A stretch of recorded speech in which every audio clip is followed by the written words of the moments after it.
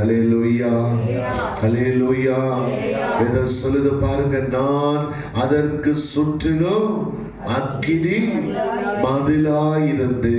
அப்ப கர்த்தர் தம்முடைய பிள்ளைகளை சுற்றிலும் ஒரு அக்கினி மதிலை போடுகிறார். அந்த அக்கினிக்கு, அந்த மதிலுக்கு நடுவுல தேவன் தம்முடைய மகிமையை வெளிப்படுத்துவாராம். ஆமென். பிரியமானவர்கள், இந்த காலை வேளையில உங்களை சுற்றிலும் தேவனுடைய அக்கினி மதிலாக இருக்கிறது.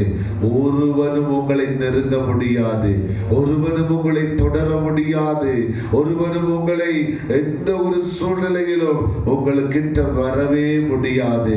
என்று சொன்னால் நம்மோடு இருக்கிற தேவன் நம்மை காக்கும்படிக்கு அக்கினி மதிலாயிருக்கிறார் நம்மளை சுற்றிலும். அதன் நடுவில் அவருடைய மகிமையையும் வெளிப்படுத்தி கொண்டிருக்கிறாருங்க. இன்றைக்கு இந்த காலை வேளையில தேவ பிள்ளைகளே, கர்த்தருடைய மகிமை நிச்சயமாய் உங்களை காக்கும் என்று சொல்லி வேதம் சொல்லுகிறது.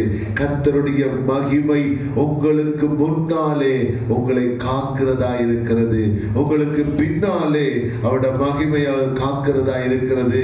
நிச்சயமாய் கர்த்தருடைய மகிமை உங்களையும் என்னையும் அவர் சுற்றி வேலி அடைத்து பாதுகாத்து வழி நடத்துகிற ஒரு தெய்வம். இந்த காலை வேளையில உங்களுடைய நடுவில் கர்த்தருடைய மகிமையை நீங்கள் பார்க்க முடியும். கர்த்தருடைய மகிமை வெளிப்படும். தேவ பிள்ளைகள், நீங்கள் கர்த்தரோடு இருப்பீர்கள், கர்த்தரை சேவிப்பீர்கள், கர்த்தரை தொழுது கொள்வீர்கள் என்றால், இடைவிடாமல் ஆராதித்து இடைவிடாமல் நீங்கள் செபித்துக் கொண்டிருப்பீர்கள் சொன்னால், உங்களை சுற்றிலும் ஒரு அக்கினி மதில் இருக்கும். உங்கள் நடுவில் கர்த்தருடைய மகிமையுடைய கிரியைகளை, கர்த்தருடைய மகத்துவமான கிரியைகளை, கர்த்தருடைய மகிமையின் வெளிப்பாட்டை நீங்கள் பார்க்க முடியும். பிரியமானவர்களே, என் அன்பான தெய்வ பிள்ளைகள், இந்த காலை வேளையில கர்த்தருடைய மகிமை உங்கள் நடுவில், உங்கள் வாழ்க்கையில் செயல்படுவதை நீங்க பார்க்க போகிறீங்க.